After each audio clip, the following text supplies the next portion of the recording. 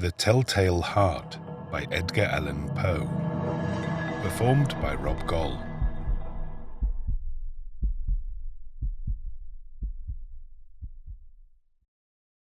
True, nervous. Very, very dreadfully nervous. I had been, and am. But why will you say that I am mad? The disease had sharpened my senses, not destroyed, not dulled them. Above all was the sense of hearing acute. I heard all things in the heaven and in the earth. I heard many things in hell. How then am I mad? Hearken, and observe how healthily, how calmly I can tell you the whole story. It is impossible to say how first the idea entered my brain, but once conceived it haunted me day and night. Object there was none. Passion there was none. I loved the old man. He had never wronged me. He had never given me insult. For his gold I had no desire. I think it was his eye. Yes, it was this. He had the eye of a vulture, a pale blue eye with a film over it. Whenever it fell upon me, my blood ran cold. And so by degrees, very gradually, I made up my mind to take the life of the old man and thus rid myself of the eye forever. Now this is the point. You fancy me mad. Madmen know nothing. But you should have seen me. You should have seen how wisely I proceeded, with what caution, with what foresight, with what dissimulation I went to work. I was never kinder to the old man than during the whole week before I killed him. And every night about midnight, I turned the latch of his door and opened it. Oh, so gently. And then, when I had made an opening sufficient for my head, I put in a dark lantern, all closed, that no light shone out, and then I thrust in my head. Oh, you would have laughed to see how cunningly I thrust it in. I moved it slowly, very, very slowly, so that I might not disturb the old man's sleep. It took me an hour to place my whole head within the opening, so far that I could see him as he lay upon his bed. Ha! Would a madman have been so wise as this? And then, when my head was well in the room, I undid the lantern cautiously.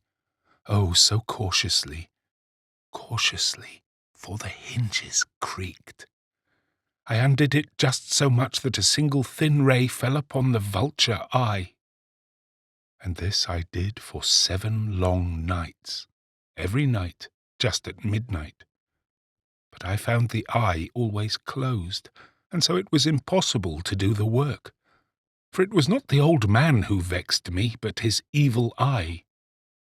And every morning when the day broke, I went boldly into the chamber and spoke courageously to him, calling him by name in a hearty tone, and inquiring how he has passed the night. So you see, he would have been a very profound old man indeed to suspect that every night, just at 12, I looked in upon him while he slept. Upon the 8th night, I was more than usually cautious in opening the door. A watch's minute hand moves more quickly than did mine. Never before that night had I felt the extent of my own powers, of my sagacity. I could scarcely contain my feelings of triumph. To think that there I was opening the door little by little, and he not even to dream of my secret deeds or thoughts. I fairly chuckled at the idea, and perhaps he heard me, for he moved on the bed suddenly as if startled. Now you may think that I drew back. But no. His room was as black as pitch with the thick darkness, for the shutters were close fastened through fear of robbers, and so I knew that he could not see the opening of the door, and I kept pushing it on, steadily, steadily. I had my head in and was about to open the lantern, when my thumb slipped upon the tin fastening and the old man sprang up in bed, crying out, "Who's there?" I kept quite still and said nothing. For a whole hour I did not move a muscle, and in the meantime I did not hear him lie down. He was still sitting up in the bed, listening, just as I have done night after night, hearkening to the death watches in the wall. Presently I heard a slight groan, and I knew it was the groan of mortal terror. It was not a groan of pain or of grief, oh no. It was the low stifled sound that arises from the bottom of the soul when overcharged with awe. I knew the sound well. Many a night, just at midnight, when all the world slept, it has welled up from my own bosom, deepening with its dreadful echo the terrors that distracted me. I say I knew it well. I knew what the old man felt and pitied him. Although I chuckled at heart. I knew that he had been lying awake ever since the first slight noise when he had turned in the bed. His fears had been ever since growing upon him. He had been trying to fancy them causeless, but could not. He had been saying to himself, "It is nothing but the wind in the chimney. It is only a mouse crossing the floor. Or, it is merely a cricket which has made a single chirp." Yes, he had been trying to comfort himself with these suppositions, but he had found all in vain. All in vain, because death, in approaching him, had stalked with his black shadow before him and enveloped the victim. And it was the mournful influence of the unperceived shadow that caused him to feel, although he neither saw nor heard, to feel the presence of my head within the room. When I had waited a long time, very patiently, without hearing him lie down, I resolved to open a very, very little crevice in the lantern. So I opened it. You cannot imagine how stealthily, until at length a simple dim ray, like the thread of the spider, shot from out the crevice and fell full upon the vulture eye. It was open, wide open, and I grew furious as I gazed upon it.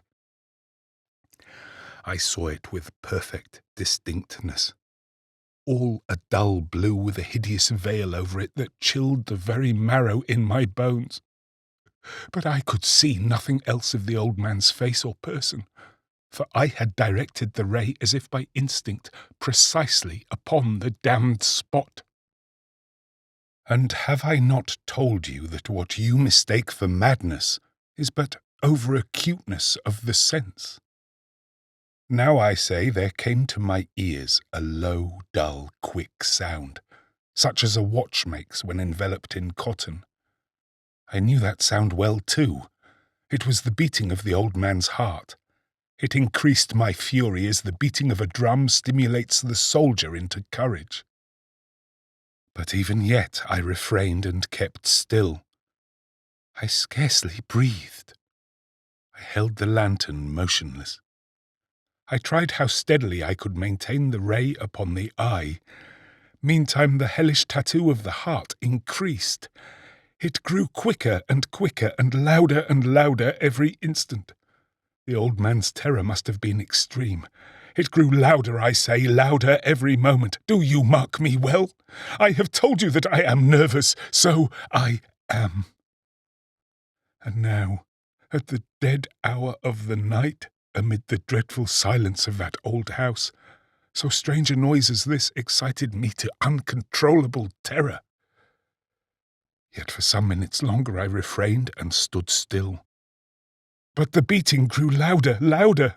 I thought the heart must burst. And now a new anxiety seized me. The sound would be heard by a neighbour.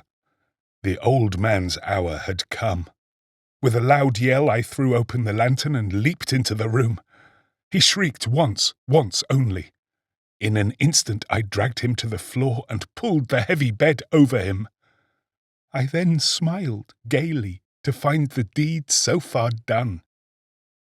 But for many minutes the heart beat on with a muffled sound. This, however, did not vex me. It would not be heard through the wall. At length it ceased. The old man was dead. I removed the bed and examined the corpse. Yes, he was stone dead. I placed my hand upon the heart and held it there many minutes. There was no pulsation. He was stone dead. His eye would trouble me no more. If still you think me mad, you will think so no longer when I describe the wise precautions I took for the concealment of the body. The night waned, and I worked hastily, but in silence. First of all I dismembered the corpse. I cut off the head and the arms and the legs. I then took up 3 planks from the flooring of the chamber and deposited all between the scantlings. I then replaced the boards so cleverly, so cunningly, that no human eye, not even his, could have detected anything wrong. There was nothing to wash out, no stain of any kind, no blood spot whatever. I had been too wary for that. A tub had caught all. Ha ha! When I had made an end of these labours, it was 4 o'clock, still dark as midnight.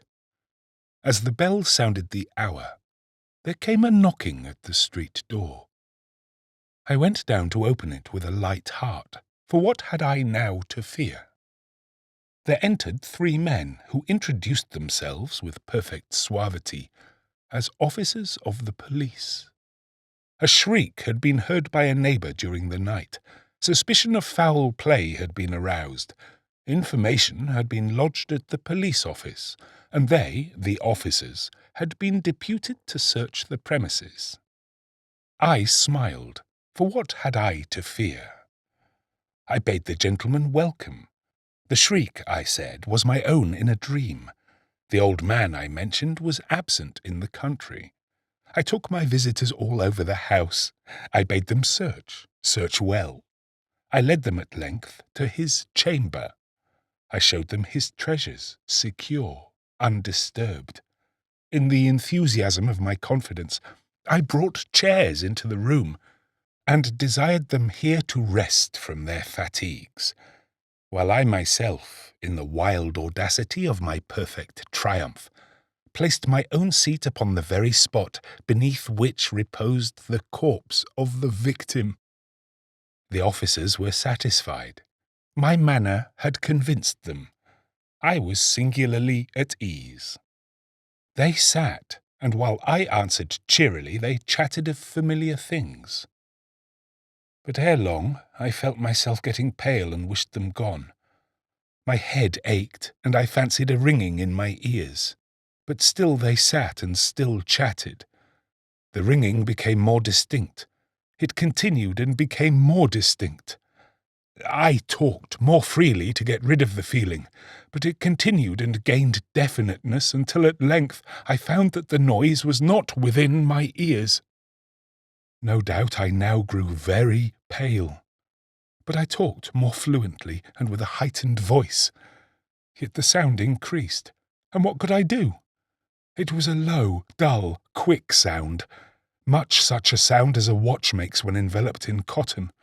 I gasped for breath, and yet the officers heard it not. I talked more quickly, more vehemently, but the noise steadily increased. I arose and argued about trifles in a high key and with violent gesticulations, but the noise steadily increased. Why would they not be gone? I paced the floor to and fro with heavy strides, as if excited to fury by the observations of the men, but the noise steadily increased. Oh God, what could I do? I foamed, I raved, I swore. I swung the chair upon which I had been sitting and grated it upon the boards, but the noise arose over all and continually increased. It grew louder, louder, louder, and still the men chatted pleasantly and smiled. Was it possible they heard not? Almighty God, no, no! They heard, they suspected, they knew, they were making a mockery of my horror. This I thought, and this I think. But anything was better than this agony. Anything was more tolerable than this derision. I could bear those hypocritical smiles no longer. I felt that I must scream or die, and now, again, hark! Louder, louder, louder, louder! Villains! I shrieked. Dissemble no more! I admit the deed! Tear up the planks! Here! Here! It is the beating of his hideous heart!